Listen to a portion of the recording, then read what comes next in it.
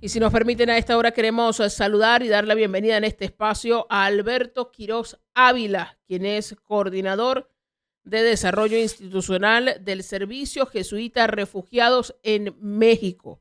Y nos acompaña a esta hora de la mañana en vivo y en directo. Alberto Quiroz, bienvenido. Buenos días. Buenos días, Irani, Héctor, ¿cómo están? Buen Todo día, muy ¿qué bien. tal? Muy bien. Bueno, esta semana conmemoramos el Día Mundial contra la Trata de Personas, 29 de julio. Por eso nos parecía pertinente poder conversar una vez más sobre este asunto y cómo se va mirando a nivel de nuestra región, especialmente en México, que en la ruta de millones de migrantes de nuestro continente y de otros continentes que cruzan la frontera con Estados Unidos, pues es el último país antes del que pretenden sea su destino final, su país destino, que es los Estados Unidos. ¿O cómo se evalúa este tema en México, especialmente en los últimos años, donde este asunto de la movilidad humana pues ha tenido unas características particulares también por las distintas políticas restrictivas que han aplicado los Estados Unidos? Gracias, Irani. La situación se ha vuelto compleja. En general, observamos cada vez con mayor preocupación cómo estas políticas restrictivas lo que obligan a las personas es transitar por rutas cada vez más complejas y, sobre todo, donde hay control de la delincuencia organizada. Para el paso por estas rutas, aparecen estas figuras de coerción que la definición del protocolo de Palermo señala que son formas de trata de personas, ¿no? Explotación con fines de trabajo forzado, por ejemplo, o de explotación sexual, formas de servidumbre, comienzan a aparecer de manera paralela con el tema de la movilidad. Entonces, uno de las grandes preocupaciones, y ya llevamos un par de años señalándola desde México, y bueno, y por supuesto desde el Servicio Jesuita, es el tema de la desaparición de personas migrantes. Cada año, miles de personas migrantes que cruzan el país desaparecen, y lo complejo de la desaparición es que lo que vamos sabiendo cada vez, digamos, con mayor preocupación, es que la desaparición no es un asunto.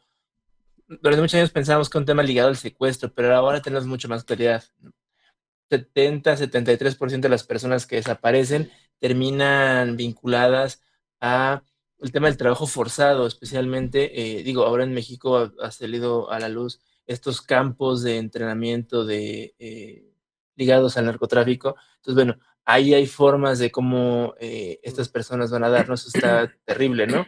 Y luego no está menor la siguiente forma que encontramos de destino a estas personas desaparecidas, que son em, el tema de la explotación sexual. Entre 20 y 22% de las personas que desaparecen terminan ligadas a explotación sexual. Entonces, ya esto nos da un panorama que la trata y la movilidad de personas se acaban acercando de la manera menos positiva y, sobre todo, más estigmatizante para las personas que están en movilidad en estos contextos.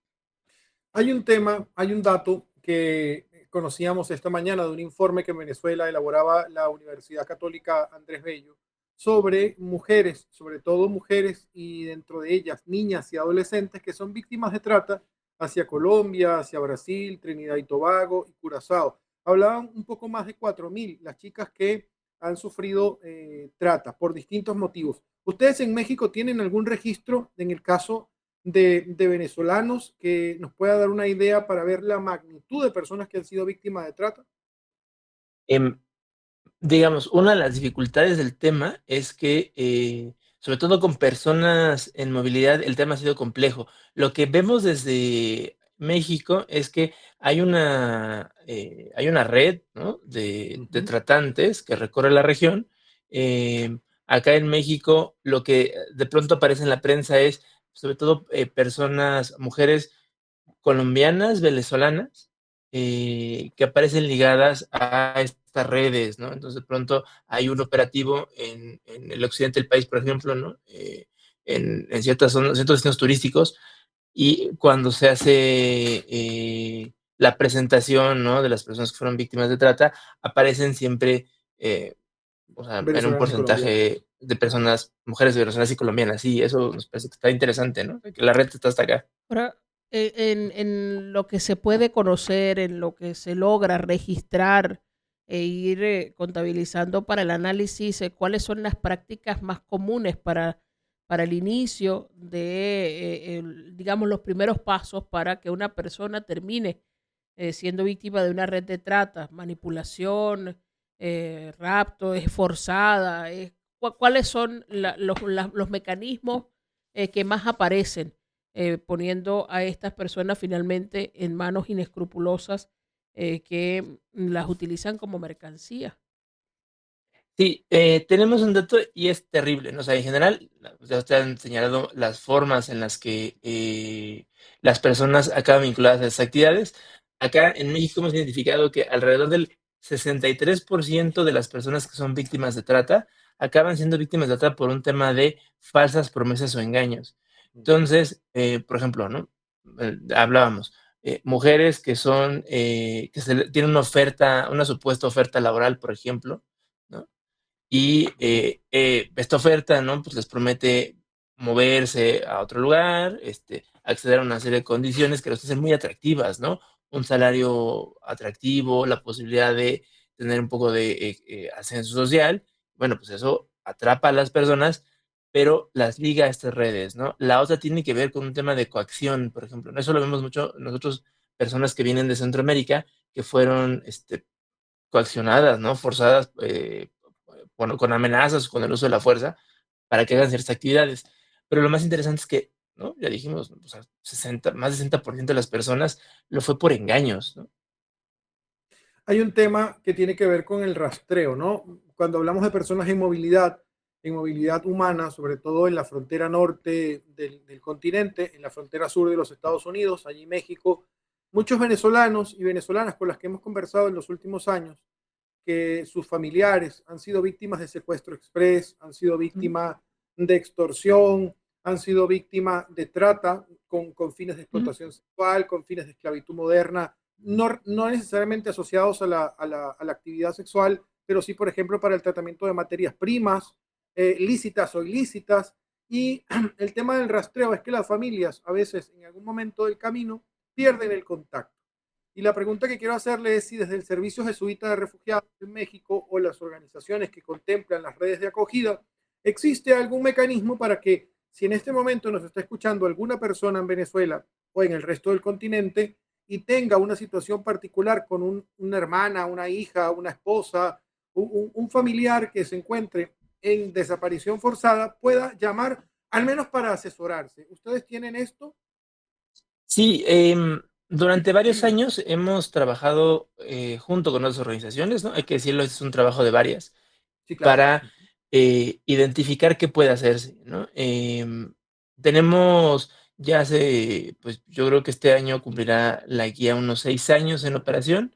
Eh, Hemos desarrollado toda una guía metodológica para trabajar, por supuesto, desde el Servicio Jesuita y otras organizaciones, qué hacer en estos casos, cómo acompañar a las familias, porque además el tema es doloroso, ¿no? O sea, tiene que ver, por supuesto, con el tema de asesorarme, a dónde puedo dirigirme, quién puede darme Eso. información, pero también el acompañamiento a la familia, ¿no? Porque, ¿qué sucede cuando has perdido contacto con tus familias? No de un par de días, ¿no? De semanas, de meses, o incluso tenemos casos De terribles años. de gente que lleva años buscando familiares. Entonces, sí, Ujú. puede haber un acercamiento, ¿no? Hemos acompañado algunos casos a lo largo de la región, justo Colombia, en Venezuela, en Centroamérica, tenemos muchísimos casos de familiares que nos buscan, ¿no? Y vale la pena decirlo también.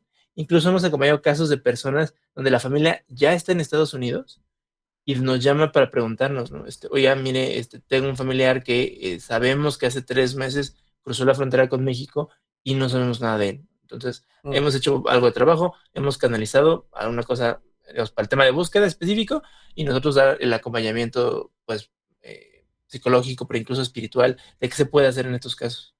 ¿Y cómo se accede, perdón, a esta guía? ¿Cómo se puede acceder? Ujú. Aquí lo interesante sería, como más bien, la guía es una guía operativa para quienes hacemos el trabajo de acompañamiento. O sea, Ya. más bien sería comunicarse con nosotros. En general, hemos recibido contacto telefónico, por redes sociales, está muy interesante, claro, porque entonces los medios de contacto para las personas se han transformado hoy en día, ¿no? Sí, el teléfono, pero de pronto, ¿no? Tenemos un mensaje en el Facebook institucional, en el Instagram de, oye, tengo esto, ¿no? Y a la persona se le dirige al servicio especializado, ¿no? Entonces, Ok. un poco lo que buscamos hacer es eso. Ahora, Alberto, estamos conversando con Alberto Quiroz Ávila, quien es coordinador de desarrollo institucional del Servicio Jesuita Refugiados en México, hoy en vivo con nosotros en este espacio. Alberto, en el seguimiento que se le hace para comprender por qué ocurre esta situación, por qué personas optan por tratar con otras personas para lucrarse, han podido identificar cuáles son los patrones más repetidos, cuáles son las actividades en las que terminan involucradas estas personas y el beneficio que eso genera para quienes se involucran en las redes de trata, porque resulta un negocio tan atractivo. Claro, bueno, no descubierto, más bien hemos puesto los ojos, porque eso hay que decirlo así, ¿no? Sobre la realidad terrible que está sucediendo. Y la primera cosa que vemos es que este es uno de los negocios más lucrativos de la delincuencia organizada, ¿no?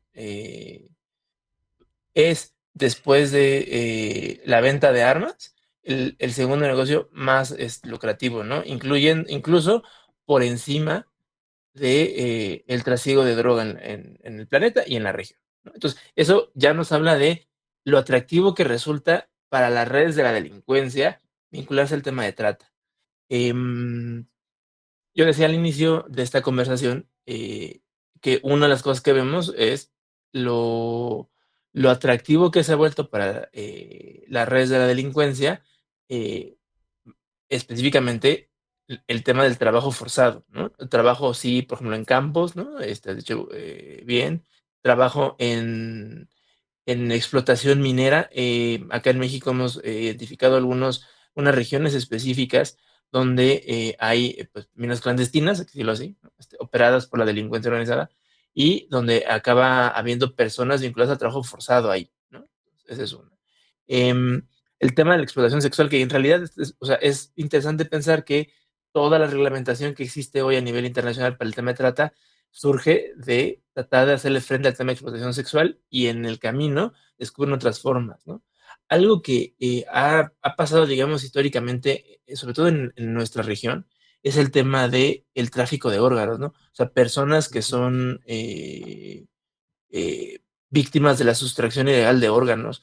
Em, Hay temporadas, parece que hay algunas regiones donde sucede más que otras, en algunas regiones, digamos, acá en América Latina, pero es algo que está ahí presente continuamente y que pues, es un negocio atractivo, ¿no? Entonces, lo que decía yo, lo que nos ha ayudado a poner los ojos es cómo acabamos deshumanizando a estas personas que están en movilidad, ¿no? Acaban siendo objetos para el negocio de alguien, ¿no? Y esa es quizá la parte más compleja, ¿no? Porque las víctimas acaban, o sea, en este estado complejo, ¿no? Donde se han visto convertidas en un objeto y entonces sujetos a la voluntad de alguien más. Esa es quizá la parte más seria del tema, ¿no? Y que además es un negocio, ¿no? Entonces, o sea, vemos, ¿no?, la completa deshumanización con fines de obtener un negocio. Bueno, es un tema bastante complejo que se puede abordar desde distintos puntos de vista. En Venezuela, una de las peticiones que hacen las organizaciones de la sociedad civil, la Universidad Católica y otras organizaciones defensoras de derechos humanos es una claridad legislativa.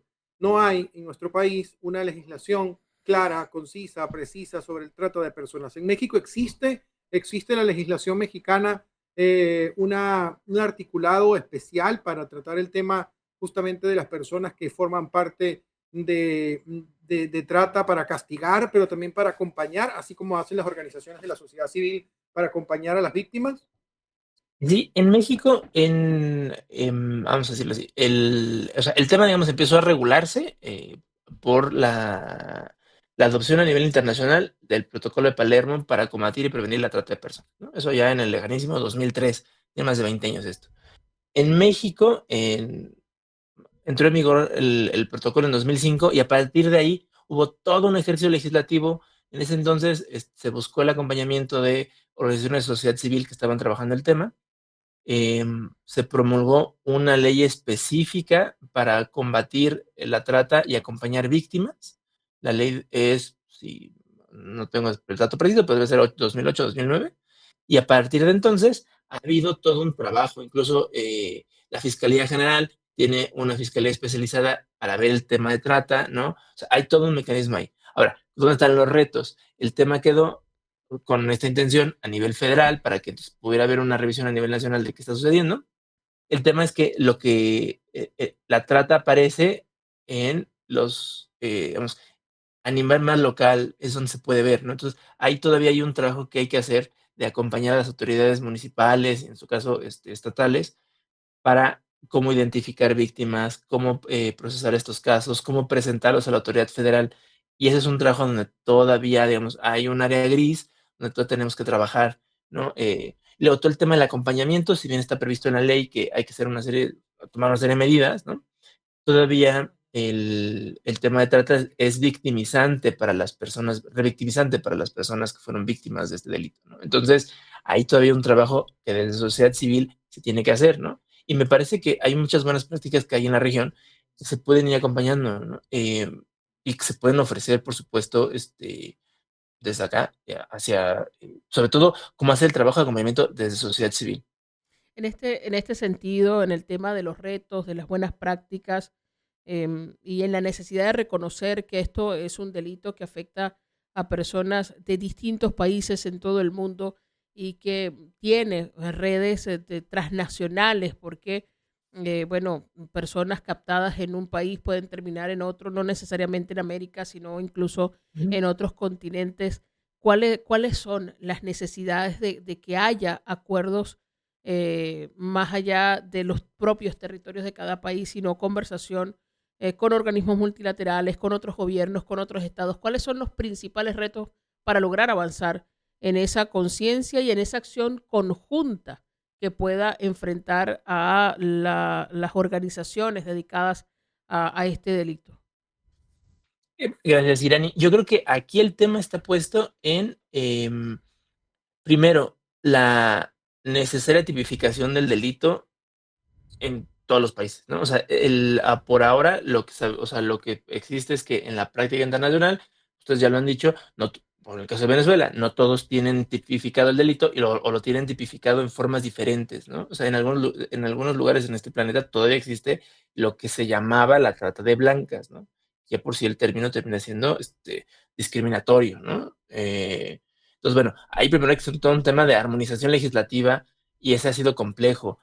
Desde la adopción del protocolo, bueno, desde su entrada en vigor en 2005, a nivel global, pues hay todo un esfuerzo de la Organización de las Naciones Unidas para la Droga y el Delito para acompañar el tema de la armonización legislativa. Hay un tema técnico, pues, para que, o sea, coincida la definición con el tema a nivel local, bueno, a nivel nacional, no cada país establezca una ley para esto y eso. Ese es un trabajo, pues, que se tiene que hacer, ¿no?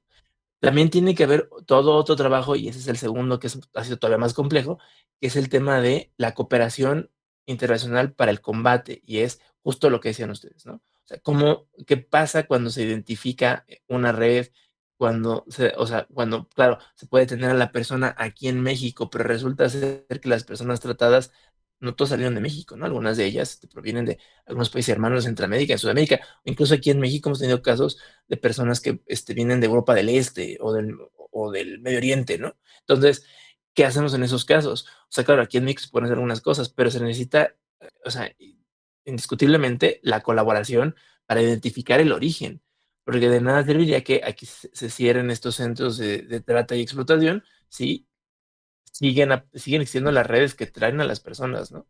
Y luego también, para el tema del acompañamiento a víctimas, me parece que ahí todavía hay que hacer muchísimo más trabajo, porque entonces, ¿cómo acompañas víctimas que no solo están, en nuestro caso, que estuvieran solo en México, o estuvieran solo en Colombia, o solo en Venezuela, ¿no? Por lo que estamos conversando hoy, sino cómo haces el acompañamiento a lo largo de todo, o sea, desde las personas donde están, pero también sus familias donde están, ¿no? O sea, cómo conectas a las familias con las personas víctimas, cómo puedes organizar que la persona, pues, se quede en el país donde está, si ese es su deseo, o pueda retornar a su país, ¿no? O sea, y luego en este escenario complejo en el que vivimos hoy, ¿no? O sea, hay que decirlo, ¿no? Compartirlo con el auditorio.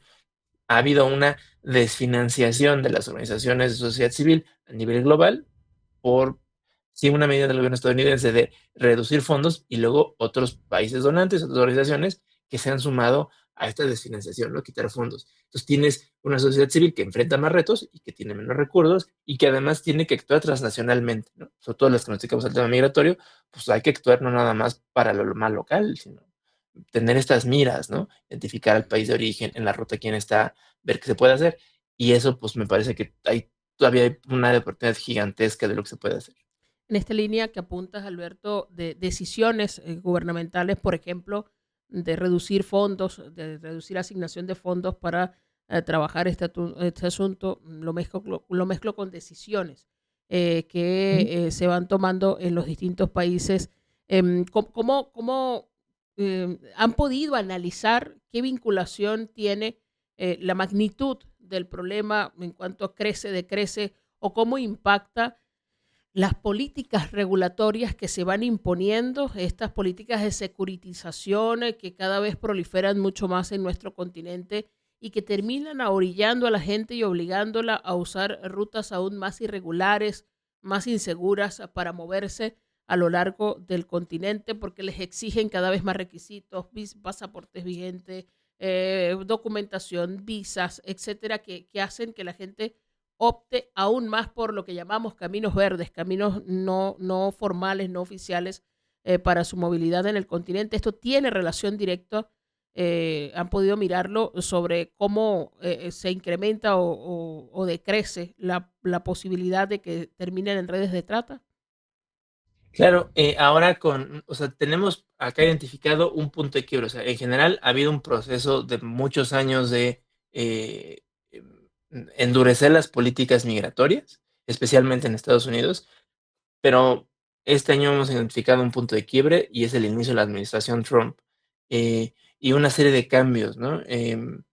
Durante muchos años, bueno, los últimos 2 o 3 años, hemos identificado, ¿no? Había este programa que facilitaba de alguna manera el ingreso a Estados Unidos, ¿no? La solicitud de asilo a través de esta aplicación CBP One, que permitió, nosotros identificamos la llegada de muchísimas personas. De nuestro lado, veíamos sobre todo personas venezolanas que pues hacían toda la ruta para poder ingresar a Estados Unidos, ¿no? Tenían alguna familiar allá y entonces eso les permitía pues acceder a este programa. 20 de enero del 2025, el programa se acabó, ¿no? Y entonces eso dejó un montón de gente varada en la ruta. En México hay varios, pero sabemos que hay muchos más lugares. Em, y además, no solo es esto, sino las otras restricciones, ¿no? O sea, el incremento, por ejemplo, está ahora ya anunciado en el costo del visado a Estados Unidos, más requisitos de revisión, ya no solo, digamos, la entrevista, las otras que uno da a las redes sociales de las personas, por ejemplo, ¿no? Entonces, esto es más invasivo de pues, qué haces, qué piensas, entonces, para ver si te doy una visa o no. Restricciones específicas para que ciertas nacionalidades no entren a Estados Unidos, por ejemplo. O sea, hace un mes se anunció una lista de varios países, sobre todo África, Medio Oriente y Haití. Personas haitianas que estaban moviéndose por el continente, o sea, ya hay una prohibición expresa de que no pueden ingresar a Estados Unidos. Esto lo que está generando, y eso lo estamos viendo con mucha claridad acá, es, o sea, este fenómeno, y nosotros lo hemos dicho, ¿no? O sea, junto con otras organizaciones, tenemos personas que están varadas en México. Así es la palabra, ¿no? Están atrapadas porque, por un lado, no pueden ingresar a Estados Unidos por todas estas medidas. Por otro lado, el retorno a sus países de origen está siendo muy complejo, ¿no? O sea, personas que, por ejemplo, las personas haitianas, pues no pueden volver, ¿no? ¿Cómo vuelves ahí, no? Está complejo, no puedes estar caminando, en los vuelos de regreso, pues no es que existan, ¿no? Tomar un visado, incluso tener una visa para estar en el país o cruzar la ruta otra vez, pues, está complicada. Em, no hay vuelos humanitarios que se han prometido, pero pues parece que hay una cosa ahí que está, pues, es turbia, todavía no entendemos cómo está funcionando, ¿no? Eh, y entonces, sí, lo que tú dices. Entonces, las personas en la desesperación, tenemos una oficina justo en la frontera con Estados Unidos, en Ciudad Juárez, y las compañeras en Ciudad Juárez dicen, la gente en la desesperación comienza, o sea, ya esto sucedió el 20 de enero, o sea, hoy, 30 de julio, las personas ya entraron en desesperación, muchos de ellas ya se salieron de los albergues donde estaban, ¿no? Y hay una red grande de albergues en Juárez, y entonces están empezando a buscar cómo, ¿no? Claro, claro, claro. Las rutas ilegales, las zonas no vigiladas en el desierto. Para ingresar a México tenemos siempre una cifra que es espantosa. Sabemos que de las personas que acompañan el servicio jesuita, entre el 90 y el 95% de las personas que estamos acompañando ingresaron al país por un cruce no oficial, ¿no? O sea, esto nos habla de la magnitud, o sea, es las personas en realidad más bien están ingresando por la vía irregular, ¿no?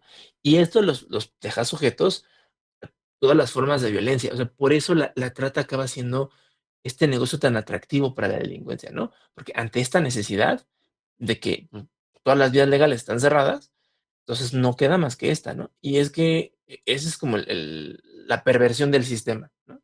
O sea, pongo todas las barreras para que no llegues y entonces lo que te estoy haciendo es ponerte sujeto a que estos grupos de la delincuencia puedan hacer su trabajo, ¿no? Y entonces más bien parece que estamos, o sea, diríamos en México, haciéndole el caldo gordo a las organizaciones de trata.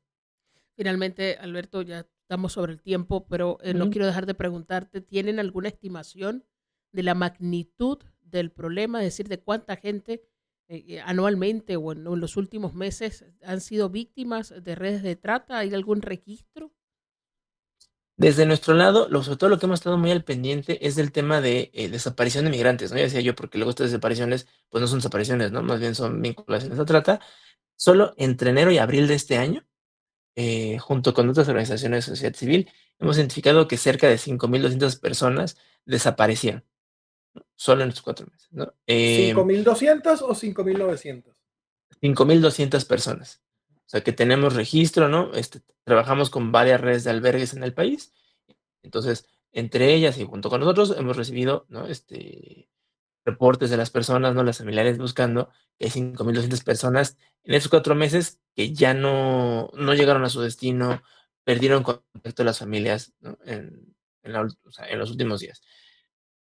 Y lo más interesante es que esas 5.200 personas, a pesar de los esfuerzos que hemos hecho, ¿no? Ya les he contado que hay un ejercicio que estamos haciendo en conjunto, no hemos logrado que una sola de ellas aparezca, es decir, que tengamos un registro específico de dónde está. Y ese es el problema, o sea, que se nos empiezan a acumular los casos de personas desaparecidas, ¿no? Y nos enteramos después de varios meses, o años en algunos casos, de qué sucede. O sea, no solo es el número, sino además lo complejo que se hace el seguimiento de los casos.